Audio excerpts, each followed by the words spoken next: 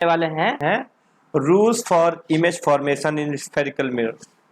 पर इससे पहले मैं आपको याद दिला दूं कि अगर आपने हमारे इस चैनल के पहले के वीडियोस नहीं देखे हैं तो कृपया करके देख ले, ताकि आपको ये वाला वीडियो अच्छे से समझ में आए।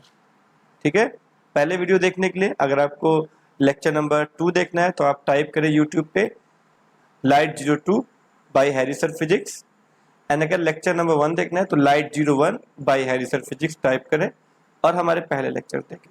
इसके बाद मैं एक बात और कहना चाहूँगा कि अगर आप ये वीडियो यूट्यूब पे देख रहे हैं तो हमारे चैनल को सब्सक्राइब करें, और अगर आप ये वीडियो फेसबुक पर देख रहे हैं तो हमारे चैनल को लाइक करें। Okay, so let's get started. तो सबसे पहला रूल क्या है इसमें कि अगर कोई ray of light principal axis के पैरेलल है, अगर कोई ray of light principal axis के पैरेलल है तो वो रिफ्लेक्शन के बाद फोकस से पास होगी या तो फोकस से पास होती हुई लगेगी। जैसे इस वाले केस में, अब ये कौन सा मिरर है, ये है हमारा कॉनकेव मिरर। तो इसमें हमें क्या लग रहा है कि ये वाली लाइट, अब ये रे ऑफ लाइट क्या है, ये अपनी इंसिडेंट रे है। This is what, incident ray. तो अगर incident ray parallel to principal axis है तो वो रिफ्लेक्शन के बाद फोकस से पास होगी या तो फोकस से पास होती हुई दिखेगी। जैसे कॉन्वेक्स मिरर के केस में ये एक्चुअली में फोकस से पास नहीं होती, बल्कि अपने को लग रहा है कि ये फोकस से होके आ रही है। अब ये देखो, ये कौन सी रे है, ये है रिफ्लेक्टेड रे।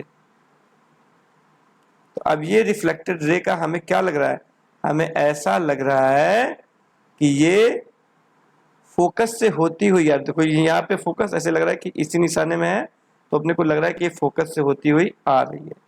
तो ध्यान दें जो हमारी डेफिनेशन है रूल नंबर 1 की कि पासेस थ्रू फोकस, तो ये पासेस थ्रू फोकस वाला केस, पासेस थ्रू फोकस वाला केस किसके लिए है बच्चों, तो पासेस थ्रू फोकस वाला केस है कॉनकेव मिरर के लिए।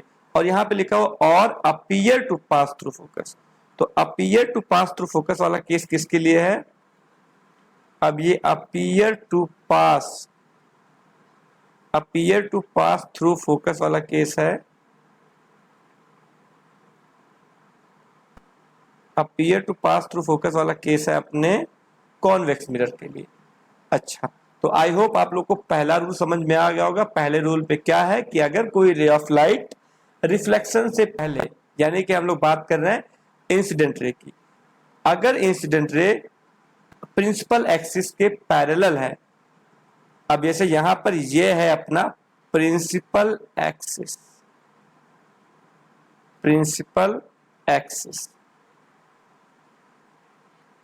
और इस वाले मिरर के केस में ये है अपना प्रिंसिपल एक्सिस। तो अगर हमारी रे ऑफ लाइट रिफ्लेक्शन के पहले प्रिंसिपल एक्सिस के पैरेलल है तो रिफ्लेक्शन के बाद वो या तो फोकस से पास होगी या तो फोकस से पास होती हुई हमें लगेगी। और फोकस से पास होगी कनकेव मिरर के केस में, और फोकस से पास होती हुई हमें दिखेगी, अपीयर टू पास होगी कॉन्वेक्स मिरर के केस में। हेलो गाइस, तो अभी हम रूल नंबर 2 के बारे में बात करते हैं, और रूल नंबर 2 में लिखा क्या हुआ है पहले हम उसको पढ़ लेते हैं। तो उसको पढ़ेंगे तो लिखा हुआ है simply, ray passing through focus और appear to pass through focus will become parallel to principal axis after reflection. यानी कि अगर कोई रे फोकस से पास हो रही, जैसे इस वाले केस में एक रे है, ये वाली रे जो फोकस से पास होते हुए हम लोगों को दिख रही है ना, तो ये पास थ्रू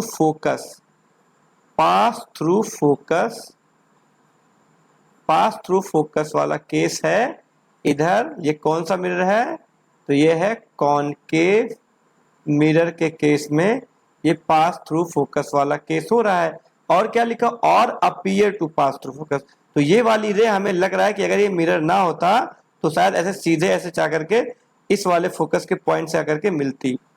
तो appear to pass through focus वाला केस किसके लिए हो रहा है, appear to pass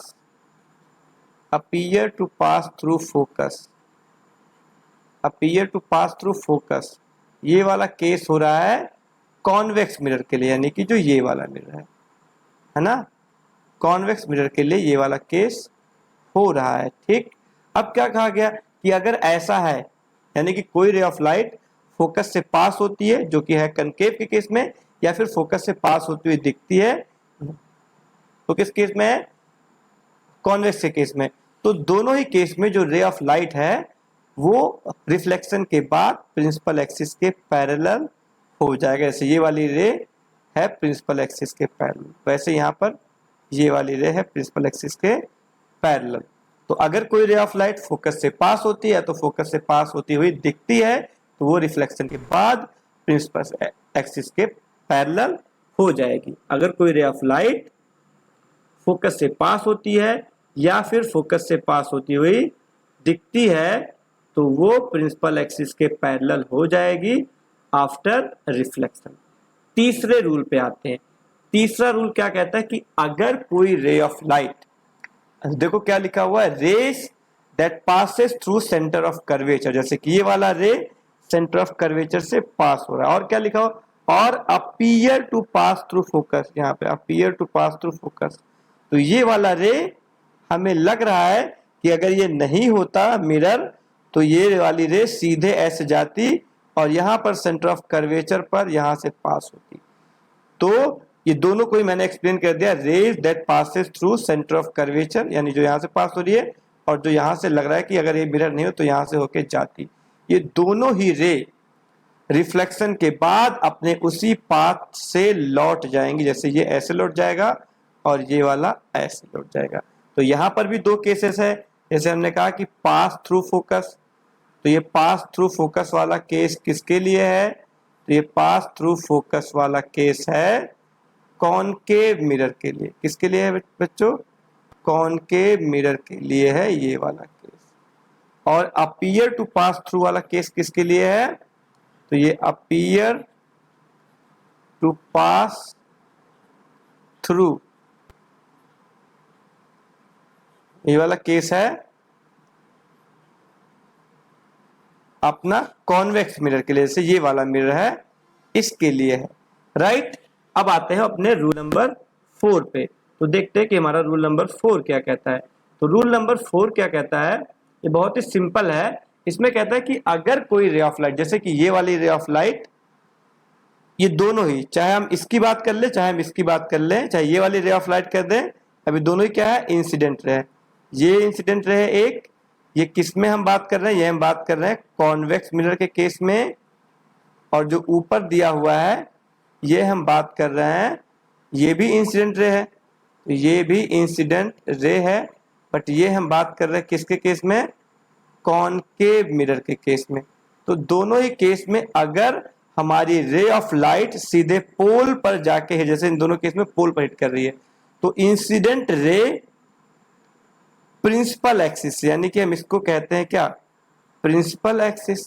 तो इंसिडेंट रे प्रिंसिपल एक्सिस से जितना एंगल बनाएगा, यानी इंसिडेंट रे यहाँ प्रिंसिपल एक्सिस से थीटा एंगल बनाता है, तो उतना ही एंगल रिफ्लेक्टेड रे भी प्रिंसिपल एक्सिस से बनाएगा, यानी कि ये वाला एंगल और ये वाला एंगल इक्वल होगा। सिमिलरली यहाँ पर ये वाला एंगल और ये वाला एंगल इक्वल होगा। यही कहता है हमारा रूल नंबर 4। इफ अ रे of light hits at pole, incident ray makes same angle with principal axis as reflected ray makes with the principal axis। तो अगर कोई ray of light principal axis पे हिट करती है, तो incident ray principal axis से जितना angle, यानी कि ये वाला एंगल जो होगा, वही रिफ्लेक्टेड रे भी प्रिंसिपल एक्सिस से बनाएगा। ये है रूल नंबर 4। नेक्स्ट लेक्चर में हम सीखेंगे image formation by spherical mirrors. तब तक के लिए bye bye, see you next time.